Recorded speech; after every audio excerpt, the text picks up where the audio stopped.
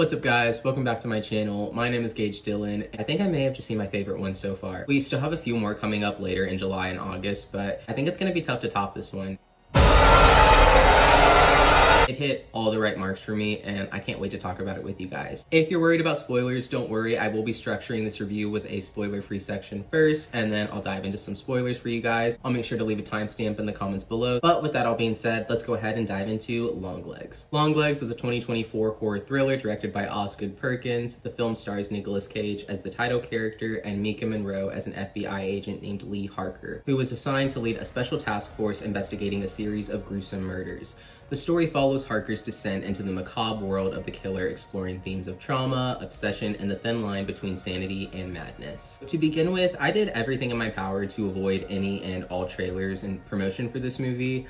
Unfortunately, in this day and age, it is extremely difficult with social media and all that, but I will say that one thing I really want to commend this movie for is its marketing. The marketing with Nicolas Cage's character on CCTV footage creepily stalking around, and the phone number that they gave you to call to talk to LongLegs was really creepy. In a really interactive way, both of those, to get people interested into the movie. I didn't watch any of the trailers, but I did manage to catch a glimpse of him on the CCTV footage, and I even called the number too, since I didn't think that would give too many spoilers. It definitely added some exciting interactive hype for the film. Beyond that, I went into it blind. So to get into the story, it's actually structured in a really interesting way.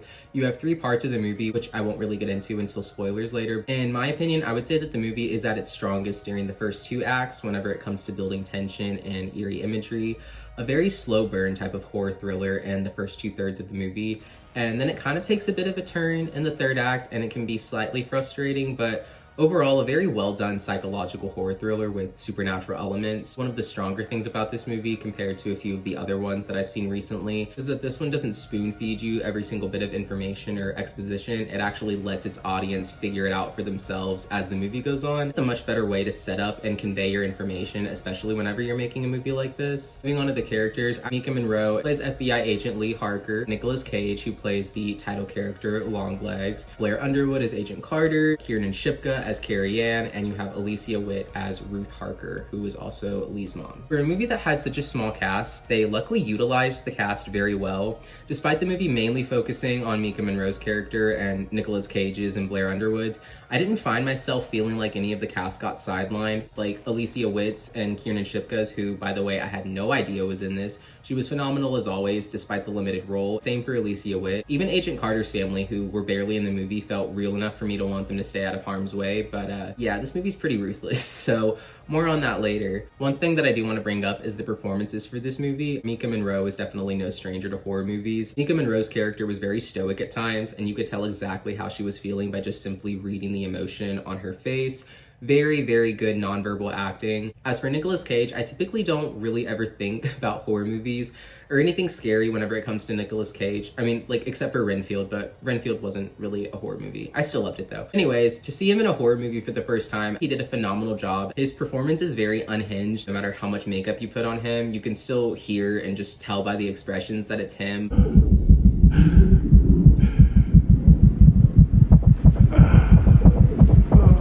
But as this character, he did so good with his mannerisms, like the way he walked, his higher pitched crackly voice, the emotionless look in his eyes, but still keeping that Joker smile. It was just so off-putting, and I fucking loved it. Speaking of off-putting, let's go ahead and talk about the scares. Now, me personally, I'm not someone who really minds jump scares, but if you are, fortunately, I can tell you that this movie has very few and tends to focus on more of the disturbing imagery and really eerie sound design to creep its audience out. Definitely more effective than a few of the recent horror offerings that we've gotten lately. Alright, that pretty much wraps up my spoiler-free review. Leave the timestamp down below so you can click to the ending, which will have my final rating and thoughts about the movie. I pretty much already said what I can think of that won't spoil anything, so if you don't want any spoilers, go ahead and skip now. But with that all being said, let's get into some spoilers. So the spoiler section here isn't gonna really have like a straightforward narrative. I kind of just took notes here and there during the movie whenever I could, if something shocked me or if I found something interesting. But to begin with, like I said before, LongLegs structures itself with three distinct parts. You have his letters, which focuses on the build up to Nicolas Cage's character and the weird letters that are left at each murder scene. Then you have the second act, which is All of Your Things, which primarily focuses a lot more on Maika Monroe's character and how she has a connection to LongLegs and what his motivations may be. And then the final act, which is called Birthday Girls, primarily focuses on the reveal of his accomplice, what exactly the motivations are, slightly. It doesn't really give you a concrete answer. It really sets a chilling tone to the movie right from the start whenever you're introduced to this little girl and she seemingly comes into contact with LongLegs, but then it cuts and it shows the title card. Following that, when the movie begins, it uses very minimal dialogue to kind of set things up. It really eases you into this movie's universe and kind of lets you get accustomed to the characters without telling you too much. It's focused a lot more on showing. And it also relies on low angles and disturbing imagery and sound design to build an uncomfortable atmosphere. Each crime scene features satanic letters that are seemingly tied to the Book of Revelation, and there's eerie dolls with magical balls inside of their heads that seemingly can whisper names of loved ones or other bizarre things. Never really given a full concrete answer on what all of that means. It's just kind of shrouded in mystery and you're given little bits of information here and there. The dolls and the weird magic ball seem to come into play a lot more in Act 2. In the first act, it's really more just focused on trying to figure out who LongLegs actually is and what all of these letters mean. It isn't until the second act where they really get into the eerie dolls with these magical metal balls inside of their heads. Kiernan Shipka, she appears in a very limited role as a character named Kiernan, who's actually the only person to have survived an encounter with LongLegs. She, I guess, saw him but didn't realize it or something like that. It doesn't really fully explain it, but she's at school whenever the family gets murdered, so she's not around for it, and she ends up in a mental institution. Very, very limited screen time, but she really, really killed this character. Her performance made it a very effective one. Circling back a little bit to what I had said in the scare section of my spoiler-free review, the film masterfully uses background shots to keep viewers on edge. It often showed LongLegs sneaking around in the shadows and even like these demon silhouettes behind him.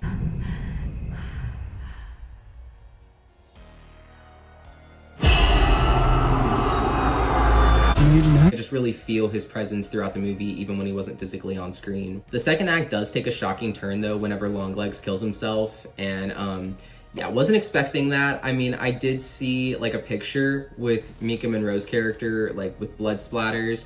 So I kind of figured something was gonna go down in that room when I saw that background, but I wasn't fully expecting that, so.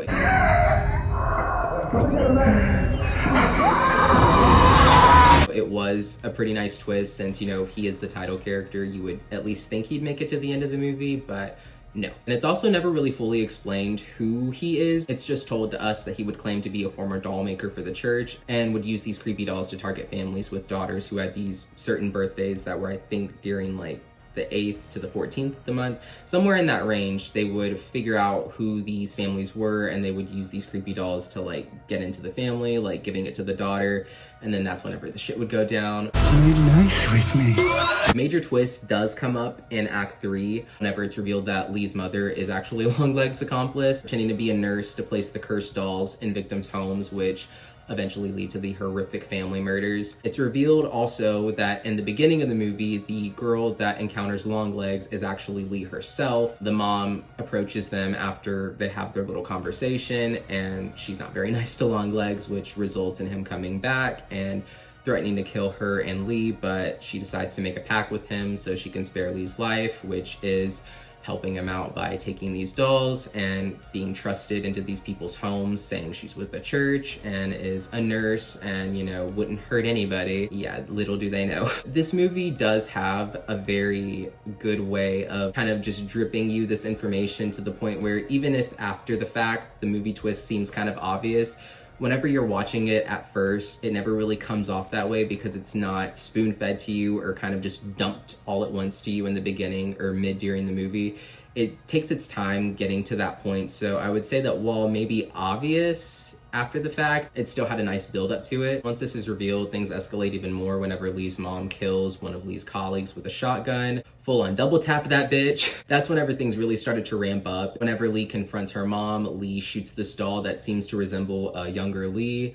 And this dark magic comes out of the doll's head, which also comes out of Maika Monroe's head. She faints and she wakes up in her mom's house, and it never really fully explains whether or not her psychic powers are gone or not. It kind of leaves you in the dark with that. So I'm not entirely sure. Maybe she's free of it now since the doll was destroyed that resembled her was destroyed. It lost its magic, so I'm assuming she lost her magic too. So it's kind of left up for you to interpret. After waking up and realizing that it's her partner's daughter's birthday today, she panics and realizes that that's where her mom is going with the doll. So she tries to get over there, but is unfortunately unable to beat her mom, who has already gotten into the house and given the daughter the doll. Things are already starting to go bad. The dad kind of has this murder look in his eye, and the wife is already kind of just dead. Apparently that's what the mom says, her words, not mine. Maika Monroe's character kind of just lets it happen. She lets the wife at the very least get murdered, which is the frustrating part that I was talking about. I feel like she could have just done something about it a little bit quicker, like shooting her mom and the doll in the face, just something. I mean, you know, fuck it. But she doesn't, and she allows the husband to kill the wife. Then by some miracle, she's finally able to shoot her partner and then shoots her mom to prevent her from killing her and the daughter. After that, it seems like everything's over. Lee's character does hold up the gun to the doll and attempts to shoot it, but it seems like she's either out of bullets or the doll's supernatural powers are just not allowing her to shoot it. It's a pretty ambiguous ending. It just ends with Lee leaving the doll in the living room and taking Ruby out of there so they could go get help, and then the movie just ends. This movie is probably best as a standalone, like, one-off horror experience. I really hope that we don't get another LongLegs or a sequel or anything like that, spinoff, whatever. I really hope that this stays as a standalone horror experience if they make a second one to try to build onto it. I just unfortunately think that it'll probably suffer from sequelitis like most horror sequels and any genre sequels do, but who knows? We are in the age of remakes, reboots, and sequels, but if they do happen to make a sequel, I think it will be an extreme missed opportunity if they do not call it Longer Legs. But anyways, all in all, I would give the movie LongLegs a 9 out of 10. I will be straight up, I literally just saw the movie last night, so I'm probably really pleased with the movie now and pretty much have virtually no gripes with it, besides maybe having a difficult time understanding Nicolas Cage's character here and there, but that could just be a me problem. So other than that, maybe having a slightly stronger final act and climax. There may be a few things that might not work for me on a rewatch, but as of now, I'd give it a solid 9 out of 10. I highly recommend that you check it out ASAP. If you're into serial killer movies like Silence of the Lambs, but with a slight supernatural edge to it, this movie's gonna be for you. All right, guys, that pretty much wraps up this video. If you're new to the channel or not and just haven't subscribed for some weird reason,